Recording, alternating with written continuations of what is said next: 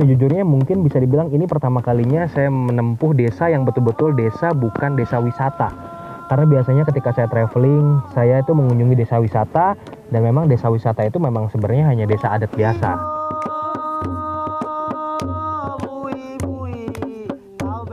Tapi baru kali ini saya mengunjungi desa yang bukan desa wisata, di mana desa tersebut memang betul-betul sebuah desa di mana masyarakat hidup di sana, bagaimana mereka harus bekerja, bagaimana mereka harus menghidupi keluarganya. Saya cukup terenyuh bagaimana saya bisa melihat langsung perjuangan dari warga-warga yang hidup di sana. Maka dari itu menurut saya pribadi, Desa Wamana Baru ini cocok sekali sebagai tempat untuk menyalurkan daging kurban tahun ini.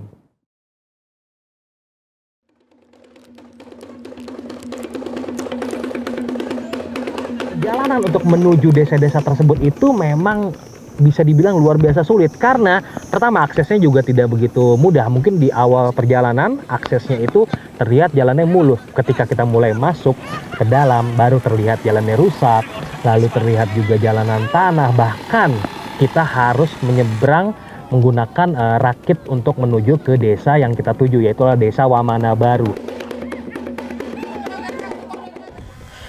Ya insan muda, karena harus nyebrang jadi kita harus buka sepatu, karena ya tahu sendiri tuh ternyata tempat naiknya juga tergenang air ya.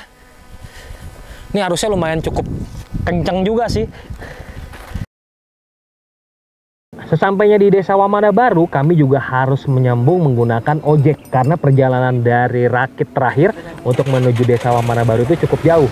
Jadi setelah menggunakan ojek, kami melihat di sana ada beberapa rumah yang memang ternyata desa tersebut adalah desa mualaf. Nah, bisa dibilang Desa Wamana Baru adalah desa mualaf karena di Desa Wamana Baru ini banyak sekali warga Muslim yang menetap.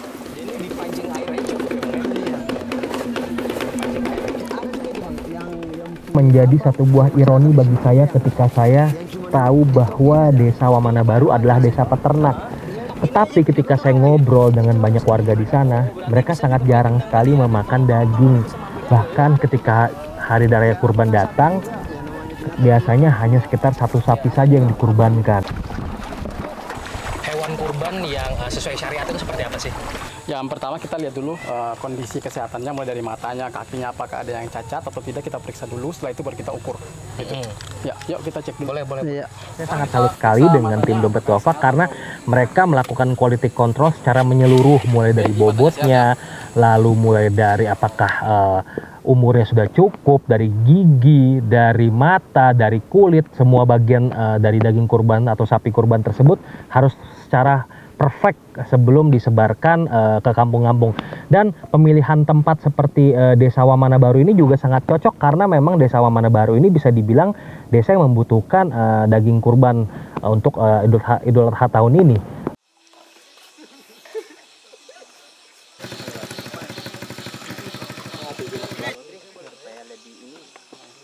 Jam berapa? Sudah bisa begini. Ada jam 11 ya.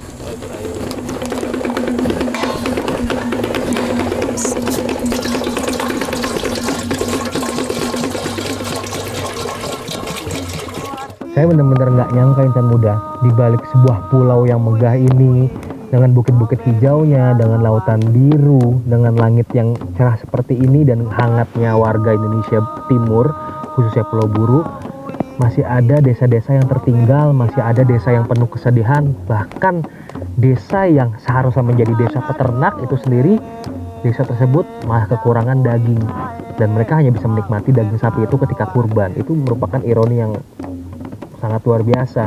Assalamualaikum. Salam. Ya Ibu. Mari. Ya, kebetulan Ibu lagi masak nih Bu. Nah biasanya kalau kayak makan malam, makan siang itu biasanya di rumah makan apa sih Bu? Nasi, ada sayur. Pakai sayur ngambil dari sini. Iya, cari dari sini, berarti cari sendiri ya. Iya. Tapi pernah nggak sering nggak sih kayak makan daging sapi? Kalau itu pas lebaran dong. Pas lebaran ya. Jadi biasanya pas lebaran baru makan daging sapi ya.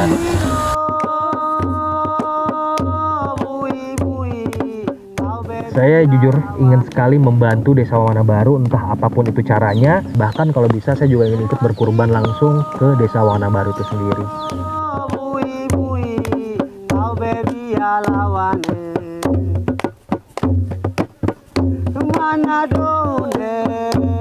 Ya insan muda, jadi tunggu apa lagi?